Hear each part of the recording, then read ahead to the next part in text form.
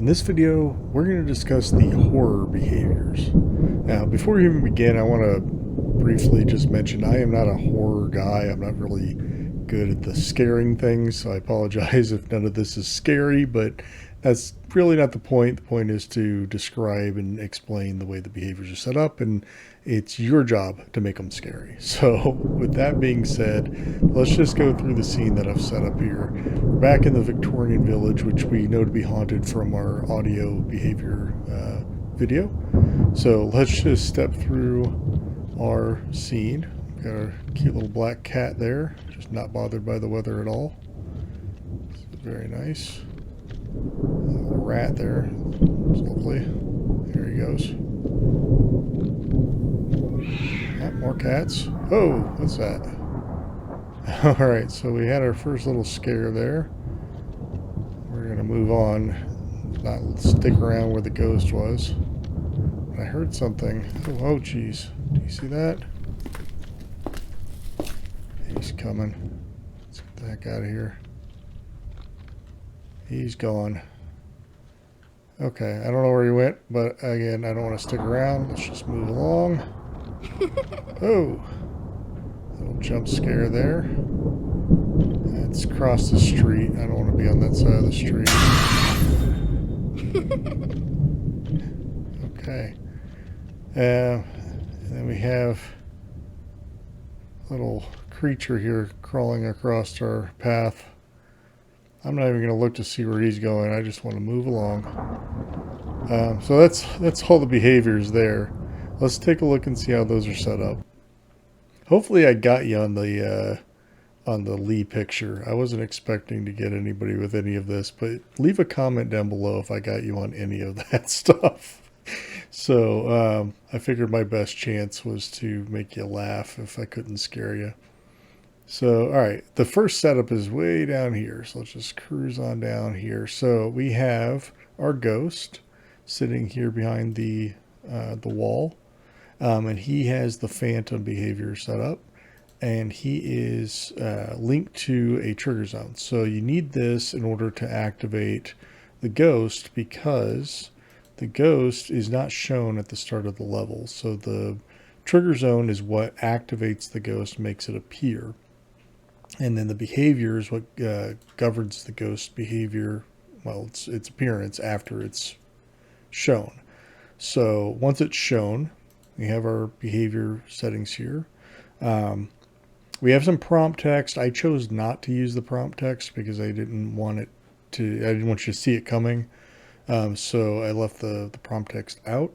We have a number of different options here under the appearance mode. So we have show, fade, disappear. We have show approach, show face approach, show move fade disappear, which is the one I was on. And then we have character move once, no collision. So I'm going to step through all of those, but I just wanted to list them first. So first, it's just, show, fade, disappear. So what does that mean? So it's going to fade in slowly, and we'll talk about the settings for that in a moment, but it's going to fade in, and then once it has fully faded in and it's at 100%, then it's going to disappear. Now, how it disappears, you have some options there too, which again we'll talk about in a moment, but just understand that it'll go away once it's fully faded in. We have show appear. It's basically the same as the first without the disappear. So it'll fade in, but it's not going anywhere. It's just going to be there. We have show face approach. So if the ghost were turned around the other way, it would slowly turn towards the player. Maybe that would have been cool. I don't know. I could have chosen that as well, but I wanted it to go away. I wanted it to show up for a while and then fade away. And that doesn't happen with the show phase approach, but it would show. It would do that with show move fade disappear, right? And then lastly, we have character move once, no collision. So let's suppose I wanted the ghost, instead of it facing me, maybe I just wanted to see it in the background, just traveling across the screen, maybe across the alley, and disappear into the building. It wouldn't have any collision, so there's no reason why it wouldn't be able to go directly into the building. and just disappear. And that might have been a cool option as well. So different ways that you can approach that behavior. And that's just the beginning. That's just the appearance mode. We have the appearance level. So mine is at 100%. And you could see the ghost fairly clearly. I chose that because of the low light. I wanted you guys to be able to see it, and it's already dark enough, so I didn't want to make it too hard to see. But if you wanted it to be spectral, you could change the appearance level such that the fade in, maybe it only goes to 80% or 90% or something like that. The appearance aura, I played around with this. I couldn't quite get it the way I liked it for this model. Your model might be different. But the way this works is I'm going to have to collapse the behavior for a second and go into materials. We have the emissive color. So we could change the emissive color on this model to really anything. Like maybe I wanted it to have like a green glow or something like that. I could do that. And then go back to the behavior and change the appearance aura to be a little bit higher. You know, obviously right now it's at 0, so it's not going to do anything. But if it was higher, then it would show a glow. You're going to have to dial that in. It's going to be model by model, very specific, and you know, there's not really a recommended setting for that. It's really just going to be dial it in, get it right for what you're using. We have the appearance speed. So that's the how fast is it going to fade in. You remember earlier we talked about how it's going to start out invisible. It's going to fade in, but how fast is it going to fade in? I've got it fading in pretty fast, but not instant. So again, all of this is dial in as preferred for your model. We have the appearance time. How long is it going to be around once it's fully faded in? So once it's at 100% or 80% or whatever it is you've got it set to, how long is it going to stick around? I wanted it to go away pretty quickly, so I set it pretty low. And then how is it going to go away? Is it going to fade out just like it faded in, or is it just going to instantly pop and go away? In my case, I chose it to just instantly fade, like just go away immediately. So that's how that works. And then the movement only really applies for when you select one of the appearance modes that include movement. So you can play around with that, the movement speed, and then the movement direction. So you can have it move in units. Remember, the width of a character is roughly 30 units. So think of it like that. Or another way to put it is the height of a single floor is typically 100 units. So think about those in terms of, you know, how far you want it to move. And then also I'll remind you that the X is your red arrow and the Z is your blue arrow. So which direction do you want it to move in? We have the idle animation and the move animation.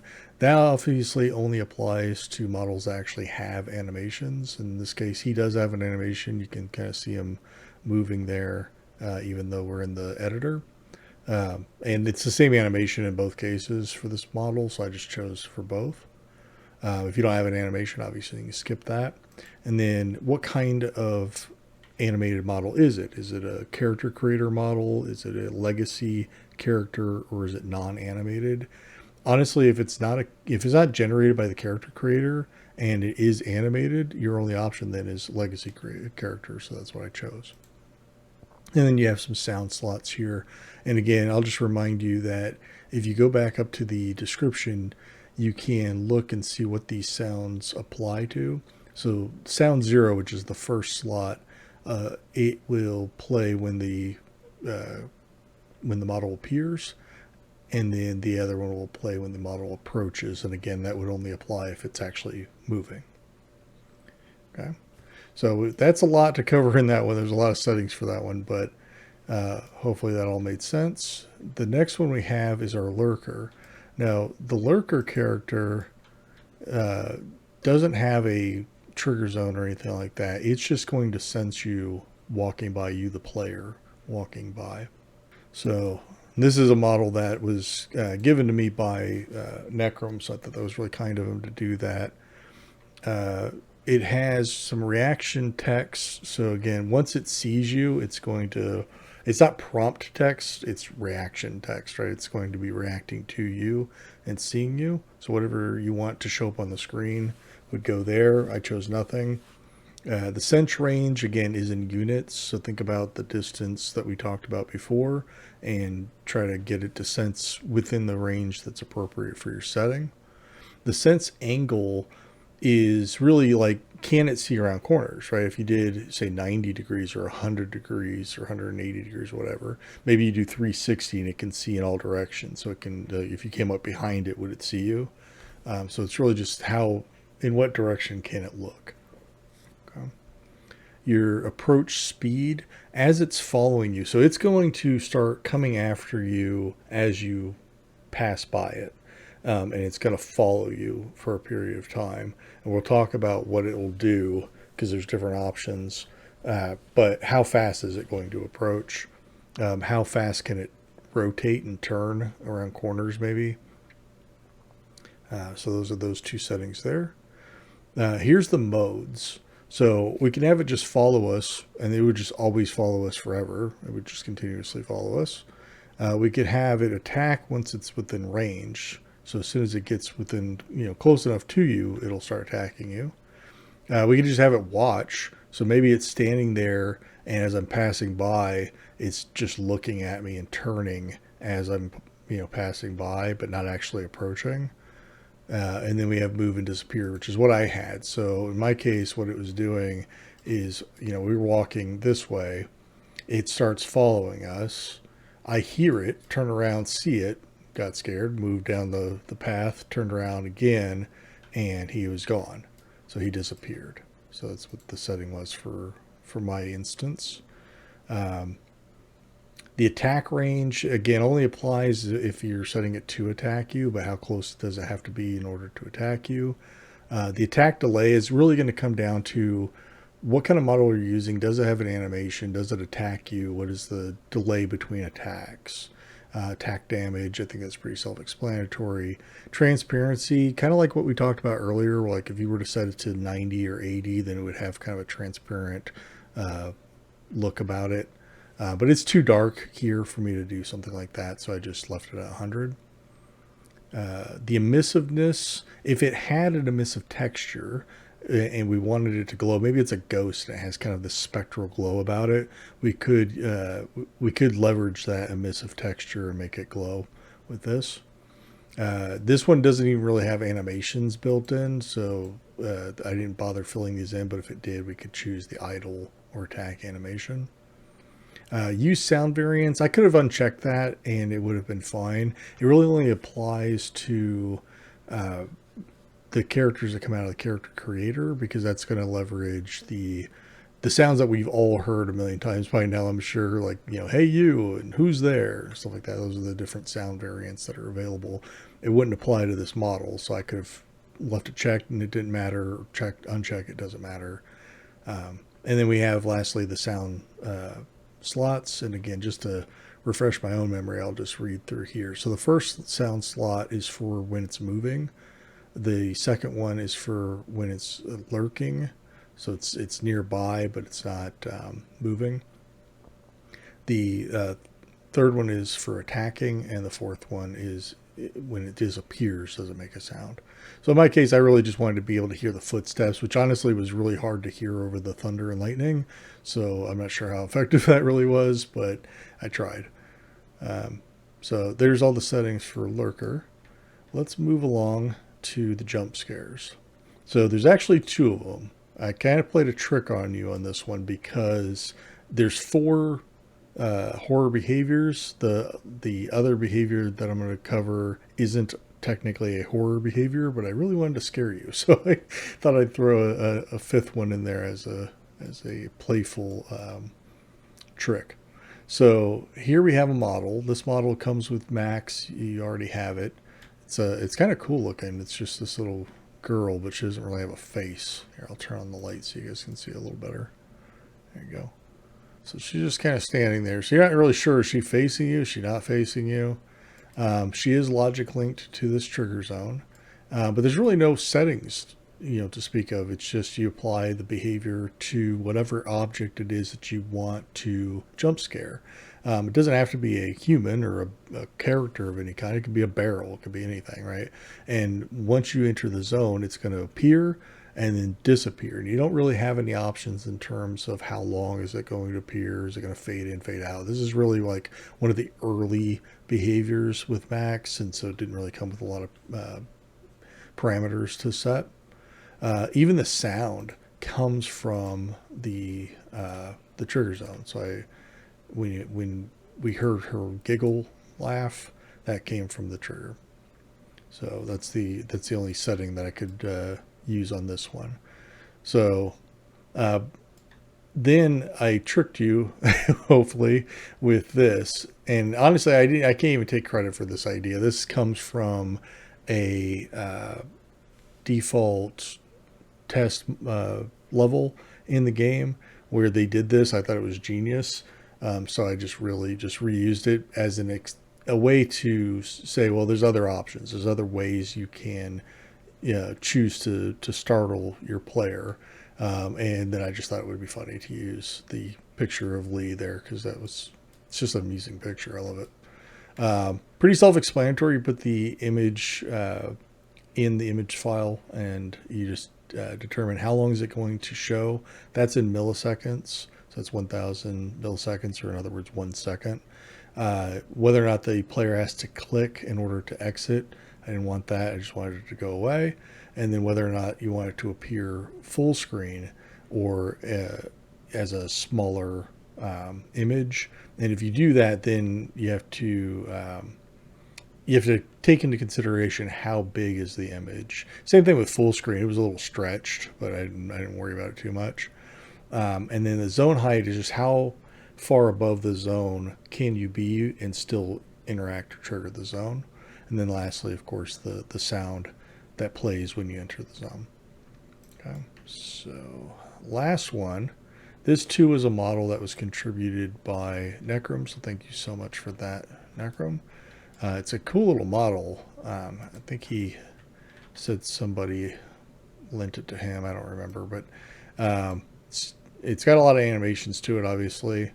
But I'm just going to pull it out so you can see it, and we'll walk through the crawler behavior is what's applied to this. So it doesn't have to be a hand. It probably needs to be an animated object. I mean, technically it doesn't, but for it to look right, it probably needs to be animated.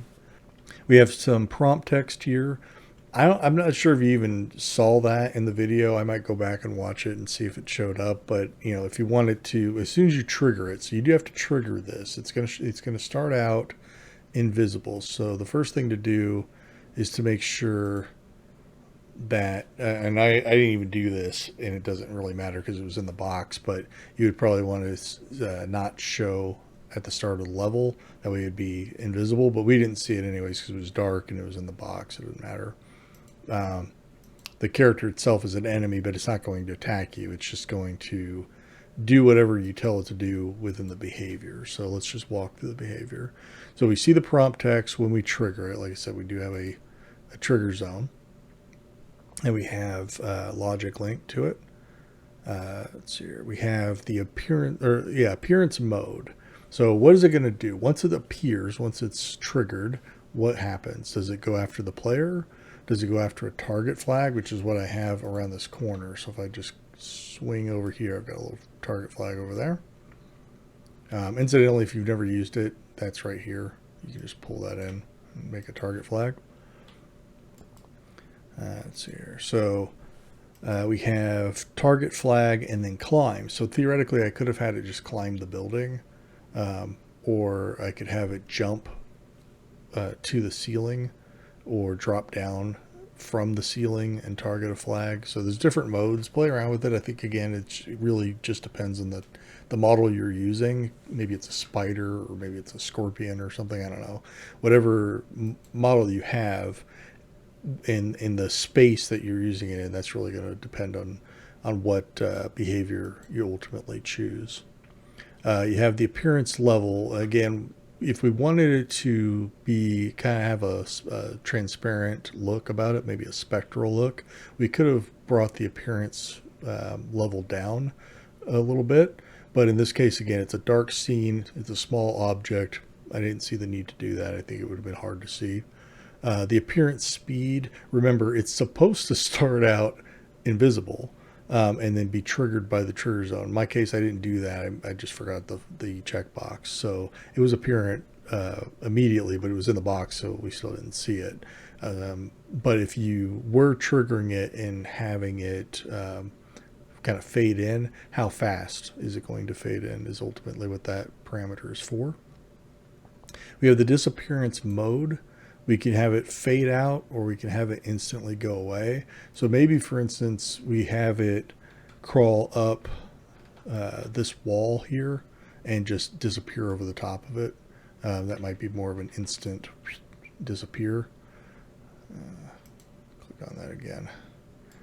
Sorry, so once he moves around, he's hard to get a hold of. Stop it. Okay. Movement speed. How fast is he moving? Again, really dependent on the model that you're using, the animation. I cranked it up a little bit so it'd be faster to get across the street, but it wasn't really synced up very well with the animation. So dial that in dependent on the animation for your model. Climb height, that really only matters if you're choosing target climb. But in this case, I was playing around with it, and I could have it just climb up, say, 200 units. Remember, this is in units, so 2 stories. The animations, these are actually within the model itself. So you can see there's actually a number of different animations that are in this model. I'm just using idle, walk, and walk for the slots that I have here. And then we have the animated model. What kind is it? Did it come from Character Creator, or is it your own model? In this case, it doesn't have the option for not animated.